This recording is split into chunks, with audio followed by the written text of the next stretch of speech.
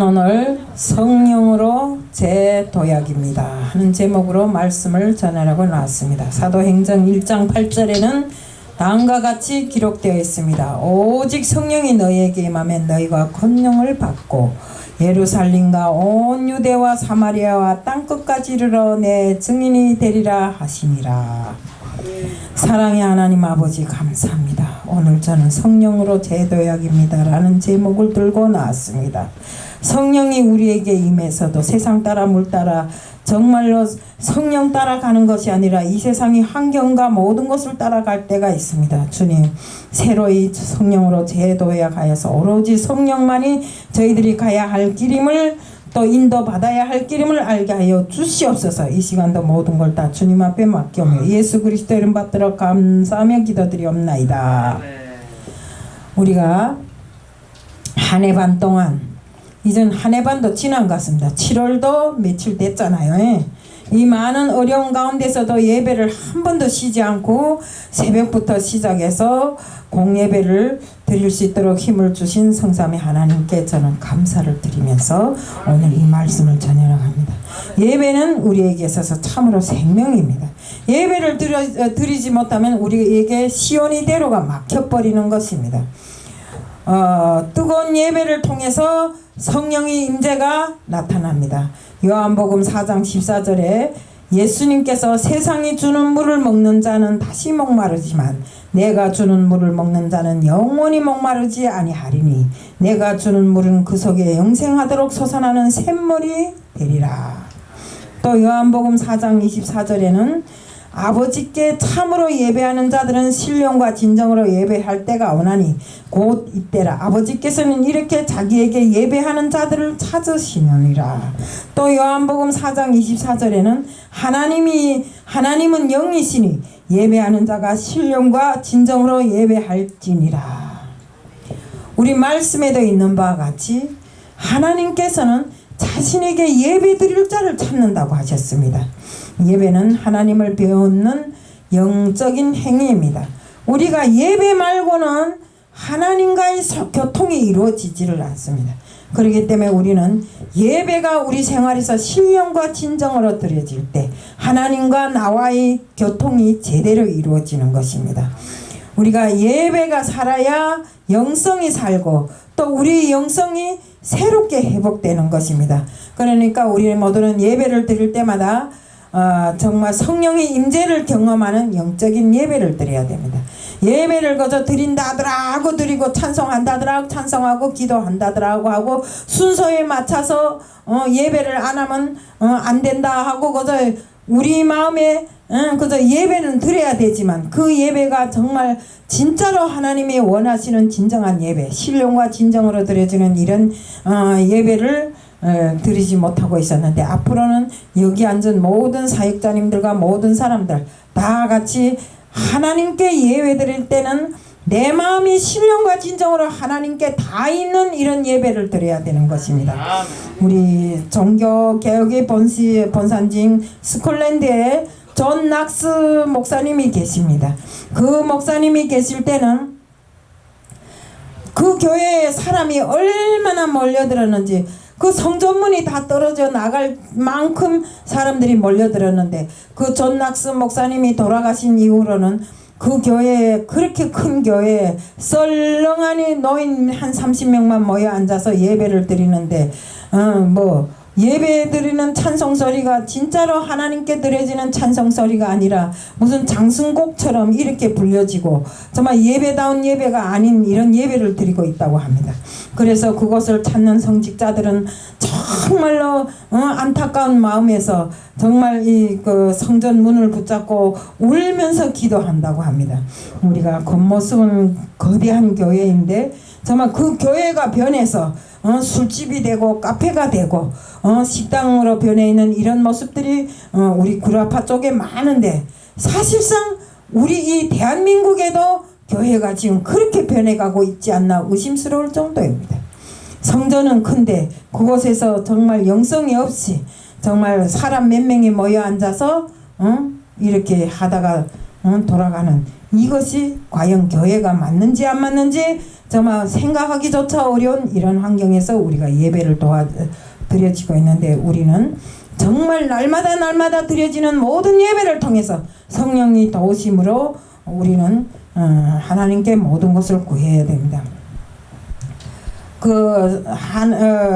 교회의 본질은 성령이 인도하심이니 우리 초대교회 탄생은 오순절 성령의 강림을 통해서 시작되었습니다.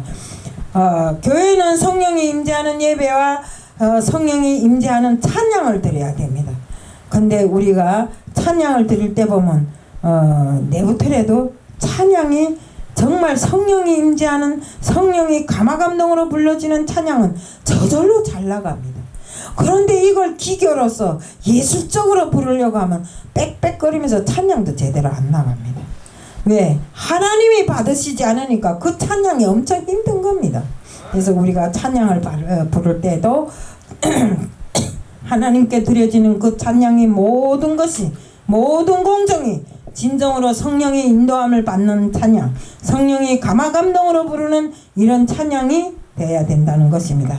정말 성령이 차고 넘치는 이런 진정 은혜가 차고 넘치는 이런 교회가 만들어져야 됩니다.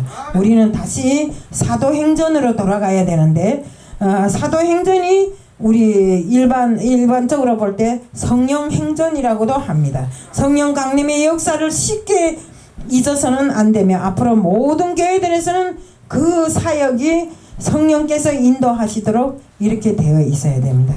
우리는 언제나 주님이 십자가에 죽으셨다가 다시 살아나셔서 부활하신 후 40일 동안 성령이 감화감동으로 많은 정말 복음들이 증거되었습니다. 사도행전 1장 5절에 보면 갈람산에서 하늘로 승천하시는 지금은 물로 세례를 받았으나 몇 날이 못되어 성령으로 세례를 받으리라고 말씀하셨습니다. 그리고 너희가 본 대로 다시 오리라고 승천하셨습니다.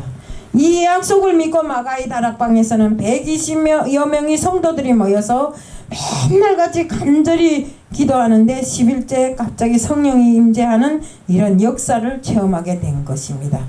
오순절 성령 체험 이후 잘 넘어지고 나약했던 성도들이 정말 주님이 능력으로 인해서 예수님이 증인이 되어서 세상에 돌아다니면서 복음을 전하게 되었던 것입니다. 이들이 변화가 삶 속에서 엄청나게 나타나고 있는데 그 첫 번째 변화가 뭐인가? 신앙의 변화였습니다. 성령을 받은 후 인생의 가치관이 변하고 세계관이 변하고 또 예수 그리스도를 중심으로 비전이 변화되어 어둠의 자녀들이 빛의 자녀로 변하는 신분 상승의 이런 역사가 일어났습니다. 성령을 받은 후에 악습관이 끊어지고 모든 사람들이 새 사람이 되었습니다. 다음으로 그 두 번째는 신분이 변화된 것만이 아니라 마귀의 자녀가 하나님의 자녀가 된 것입니다. 바로 이들이 변화된 모습이 삶을 통해서 나타났습니다. 우선은 성령을 받은 사람들은 소유 개념이 달라졌어요. 모든 것이 내 것이라고 하던 것이 이제는 소유 개념이 달라져서 이 세상 모든 것은 하나님의 것이라고, 주님의 것이라고 이렇게 인정을 합니다. 또한 주님이 바뀌었습니다. 내가 내 삶의 주인이었지만 이제는 내 삶의 주인이 주님이 되어 있습니다. 또한 정말 우리가 사도행전은 사람들에게 정말 성령으로 하신 이 말씀입니다. 사도행전은 28장으로 끝났지만 끝난 것이 아니고 지금도 세계 지구 곳곳에서 정말 성령 행전으로 계속 성령의 불길이 드높이 일어나고 있는 것입니다. 우리 사도행전은 성령으로 받은 말씀이지만 이 누가를 통해서 이 말씀을 기록했습니다. 누가란 게 누군가 하면 의사입니다. 누가의 직업은 의사였습니다. 저는 사도 바울이 그 바울이라는 영화를 통해서 누가를 정확하게 알게 됐습니다. 우리가 책에서 기록된 것, 또 학교에서 배운 그 모든 것으로 어렴풋이 알았던 누가를 실제 바울이란 영화를 통해서 누가가 어떤 사람이구나, 이 누가를 통해서 어떤 기록이 되어 있었구나 하는 것을 정확하게 알게 되었습니다. 그러니까 우리가 정말 세상에 떠돌아다니는 이 정말 이 교회의 이 복음 영화를 우리는 하나도 빼놓지 말고 다 봐야 됩니다. 이것을 보물해서 우리가 다시 한번 새롭게 느끼는 점들이 있더라고요. 우리가 정말 누가는 의사로서 고칠 수 없는 병도 성령 하나님의 은혜로 병을 고치고 정말 기적을 행하고, 내가 다른 건 모르겠지만 바울이란 영화에서 그 감옥장의 딸이 알아서 다 무슨 병인지도 모르고 아무 약을 써도 쓸데없고 정말 다 죽어 갔는데 누가가 들어가서 칼을 달라고 합니다.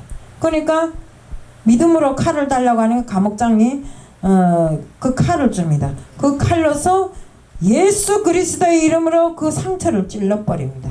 그러니까 거기에서 피고름이 나오면서 그 애가 났었어요. 그러니까 감옥장이 결국에는 누가의 예수 그리스도의 이름 부르는 그것으로부터 전도되었어.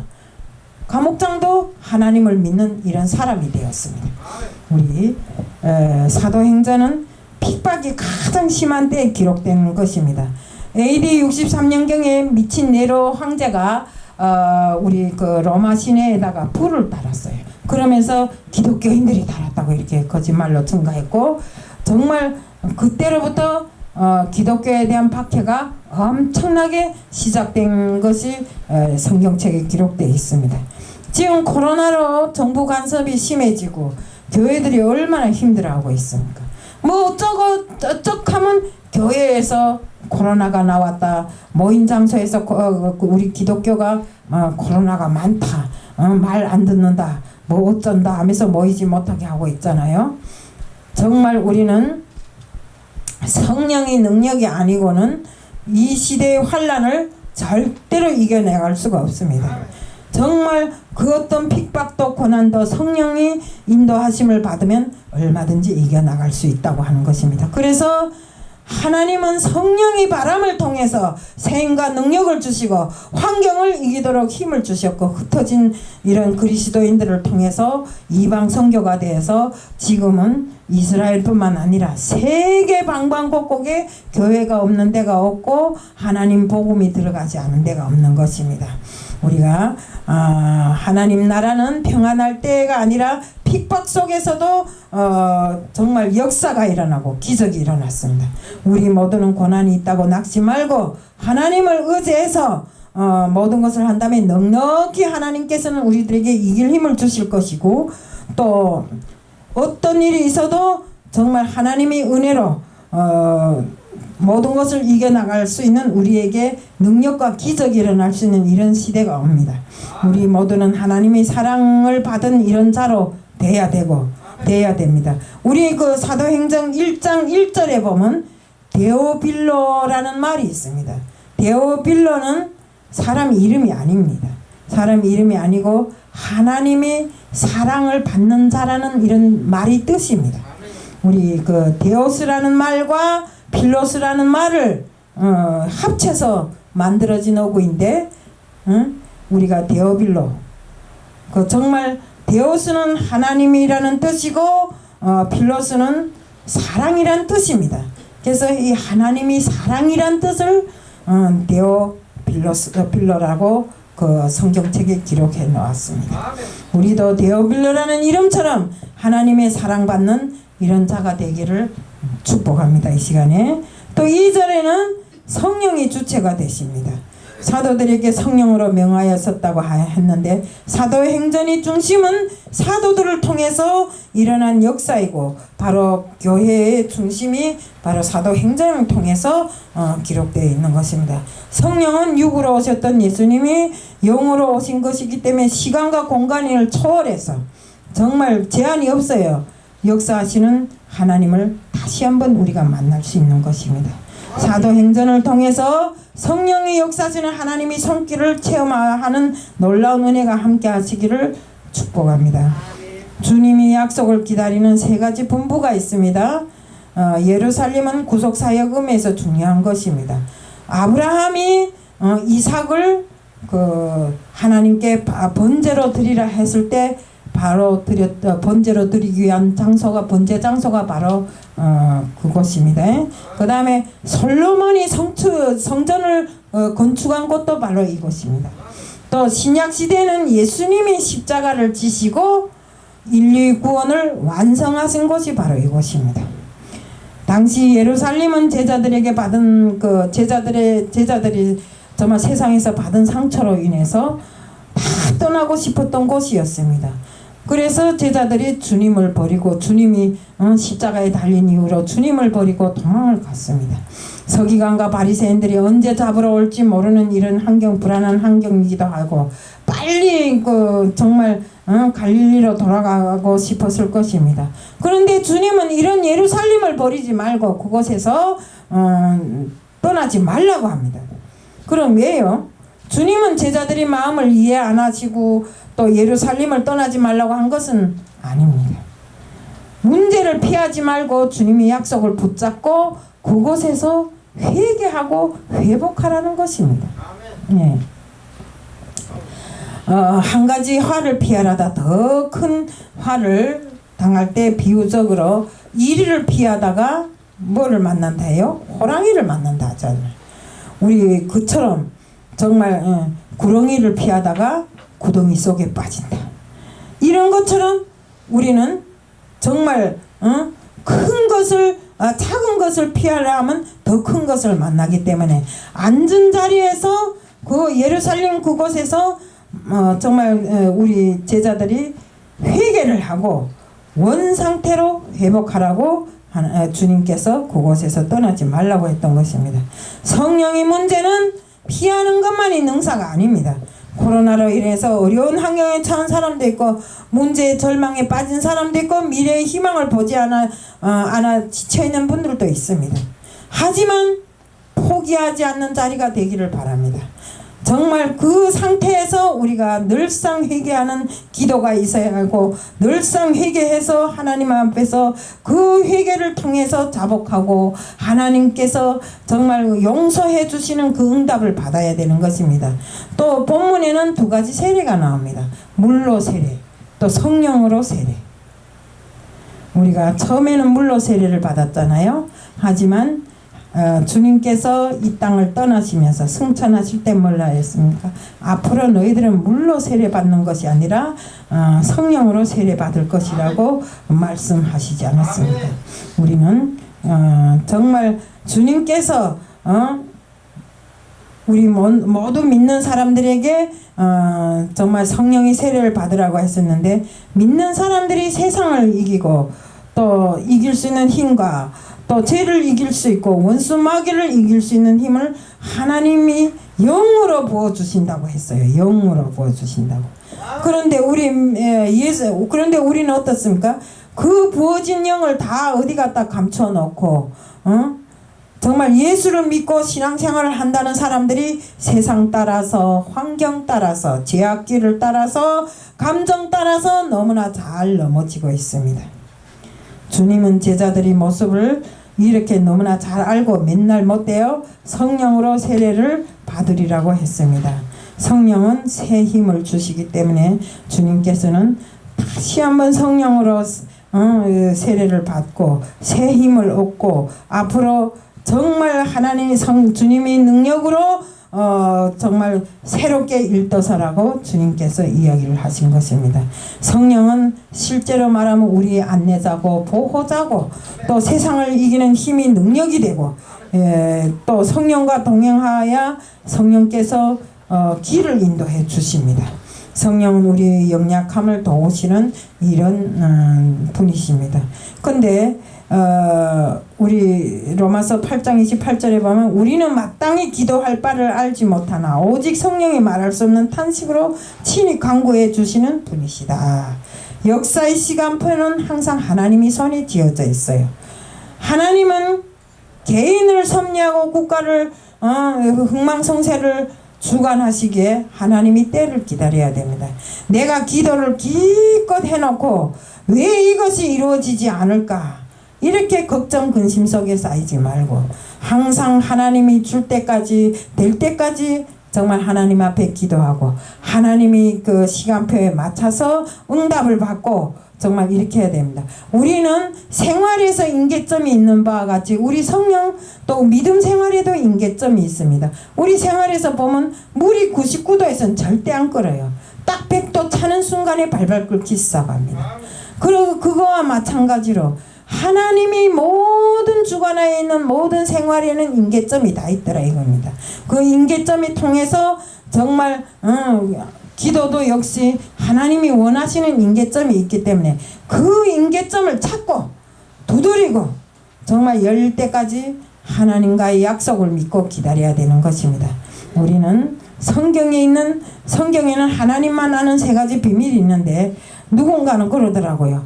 하나님하고 내만 아는 비밀, 자기만 받은 비밀이 있다고 그러더라고요. 근데 그거는 나쁜 말이고요. 우선은 하나님이 아시는 세 가지 비밀에는 죽음의 비밀이 있습니다. 언제 죽을지를 모르는데 생사화복이 주관하시는 분은 하나님이시고 또 죽고 살고를 결정하시는 분도 하나님이십니다. 또 우리 주님이 재림의 시간이 비밀입니다. 누군가가 그러더라고요. 이제 종말이 왔으니까 오늘 밤이라도 당장 온다고 하는데 그거는 오늘 밤에 오시겠는지 천년 후에 오시겠는지 하나님과 우리들의 시간은 다르지 않아요. 인간과 하나님과의 시간. 그렇기 때문에 그것이 비밀인 것입니다. 근데 누구는 딱 찍어서 언제 온다 이렇게 이야기를 하더라고요. 그것은 절대로 하나님께서 누구에게도 대주지 않은 비밀입니다. 그리고 기도 응답에 대한 시간이 비밀이 있어요. 기도를 했다고 아무 때나 응답 주는 게 아닙니다. 하나님이 그 주실 때만 그것이 하나님의 시간이고 기도 응답을 받는 순간입니다. 그렇기 때문에 우리는 기도를 기껏 해놓고 왜 응답이 안 되나, 하나님은 나한테만이 응답을 안 주더라, 그래서 나는 기도를 안 한다, 이런 사람이 있어요. 그래서 그렇게 하지 말고 될 때까지 한번 기도해보라 하니까 될 때까지 했는데 안 되네. 자기 될 때까지 했으면 되지 왜 안 되겠어요. 이런 사람들이 있어요. 모든 걸 자기 의식과 생각으로 하면 안 된다 이겁니다. 그래서 우리는 정말 하나님이 그 비밀이 빨리 이루어지지 않는다고 낙심하고 정말 조급해하지 말고 기다려야 하는 것입니다. 우리 성경에 증인을 마르티스라고 하는데 그 뜻은 영어의 마스터 순교자라는 뜻에서 내포되어 있습니다. 실제 보고 듣고 목격한 것을 정확하고 정직하게 우리가 전할 수 있는 이런 증인이 되려면 순교까지도 각오해야 됩니다. 제자들이 최고의 사명을 성령을 받아 예수님이 증인이 되는 것입니다. 우리들 모두 초대교회 성도들처럼 예수님이 증인이 되어서 오늘은 뭐 내가 증인이 안 된다 이런 생각을 하지 말고 우리들 모두가 예수님이 증인이 되어서 어디로 가든지 앉으나 서나 누구나 한 명 있어도 좋고 두 명 있어도 좋고 주님을 증거하는 우리들 모두가 되어야 되는 것입니다. 그래서 주님께서는 그러잖아요. 너희들이 세상에 나가서 세계 땅끝까지 복음을 전하라고 했잖아요. 그렇기 때문에 우리는 주님께서 우리에게 주신 목적이 바로 예수를 증거하는 증인이 되라고 하셨으니 어디에 가서든지 정말 앉으나 서나 정말 가정이고 친지들이 있는 곳이고 또 아는 사람들이 있는 곳에 모르는 사람이 있다 할지라도 어떤 데 가서든지 예수를 증거하는 사람이 되어야 됩니다. 저는 아까 우리 그 이혜영 권사님 주일날 오후에 한다가 내가 권사가 돼갖고 세상 걸 부르겠다고 내가 그 예배 안 참가고 거기 가겠나 이 감동 먹었어요. 예, 우리 모두는 그런 마음을 가지고 하나님을 믿어야 돼요. 하나님 앞에 진실해야 되고 하나님을 믿는 그 마음이 순결해야 됩니다. 하나님과의 약속 또 하나님과의 교통의 시간은 바로 예배를 통해 이루어지는 것이잖아요.